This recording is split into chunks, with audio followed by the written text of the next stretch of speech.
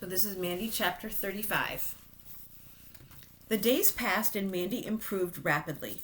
She looked better and felt much better. But she still had a cough that threatened to tear her insides apart. It wasn't long before she was able to feed herself and take notice of much that was going on around her. She met Mary, the middle-aged cleaning woman who came every day except Sundays to help Anne with the house. And she also met Sally, the cook. One cold, clear morning, there was a knock on her bedroom door. An old, thin man entered, his arms full of wood.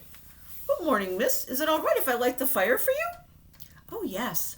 Mandy watched him as he laboriously applied the small sticks and logs to the already crumpled newspaper in the grate. "What is your name?" "I'm called Samson, miss. I'm the butler." He paused to grin at her. Mandy laughed aloud for the first time since her illness. Such a ludicrous name for such a dear old man. She liked him instantly. So I'm going to go back and show you the picture of the bedroom. It doesn't show the fireplace in that part of the bedroom, but this is an old house, and this book was written a long time ago. And years ago, they didn't actually have heat in every room in the house.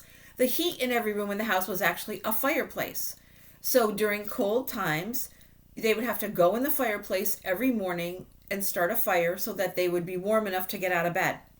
So rich people had people that would start the fires for them every morning, but if you were poorer, you would have to start your own fire. So Samson is the butler. He kind of takes care of all the things in the house. So he's the person who lights the fires every day. So again, I don't think they have a lot of money, but they do have some money. But I do think that they bought this big house and that maybe they're running out of money. I'm not sure. Mandy became enormously fond of Anne, too, and was anxious when she wasn't close by. Bill came to visit her often, and she listened for and learned to distinguish their footsteps about the house. She was aware of the house itself now.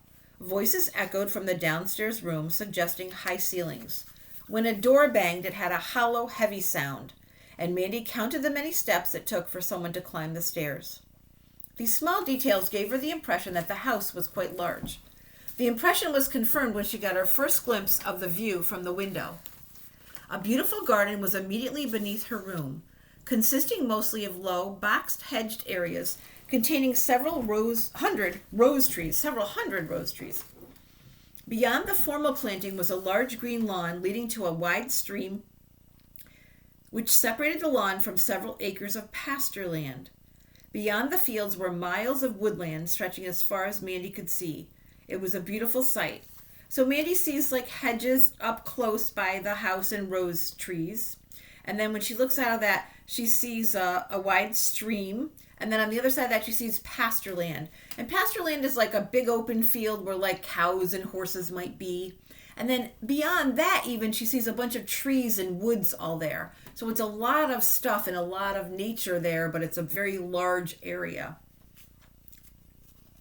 Mandy's bedroom was obviously in the center portion of the house, for from where she sat in bed she could see two wings of the building, one extending to her left and the other to her right.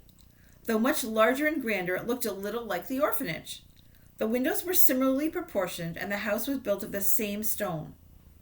Mandy spoke to Anne about it one day. "How long have you lived here, Anne?" "Oh, not long at all. We moved in late this summer." "Where did you live before that?" "Oh, a long way away. But you know, hundreds of years ago, Bill's ancestors built this house." So that means his relatives, like his relatives from many, many years ago, built the house. Unfortunately, the whole place was destroyed by a huge fire, and the family lost all of their money and had to sell the estate. Other owners restored the house over the years. It's been Bill's dream to buy it back. All his life he's wanted to live here. Just this year it became possible. "How marvelous," Mandy said.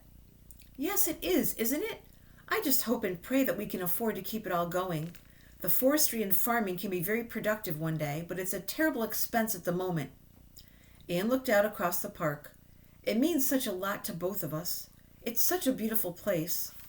Her voice was low and loving.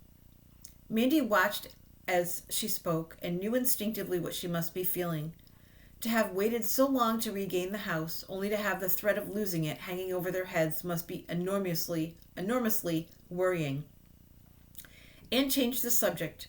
You know, it's so cold out there today, it's possible we'll have some snow before Christmas. What date is it? Mandy had no idea. December the 10th. Jonathan will be home from school soon. Jonathan? Our son. You'll like him a lot, Mandy. He's 14 years old and very handsome. Anne smiled in a teasing way. Mandy was taken aback. She hadn't realized that Bill and Anne had a child. She hadn't given it a thought, in fact. She'd been so content with the spoiling and the love she'd received from these two people. Now the thought of sharing it with someone else, someone much closer to them than she was disturbing. She wondered what Jonathan was really like and if he would like her. And she had the vague feeling that she wouldn't like him at all. And that's the end of chapter 35.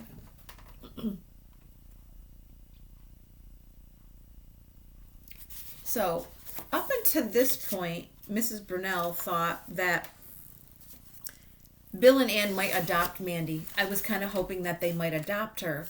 I thought they didn't have any children, but now that I know they have a son, and if he's going away to school, he must be a little older. So maybe they can't, maybe they're too old and they don't want to have any children, and maybe they can't afford to have Mandy either, because she said they didn't have a lot of money when Ann was talking to Mandy.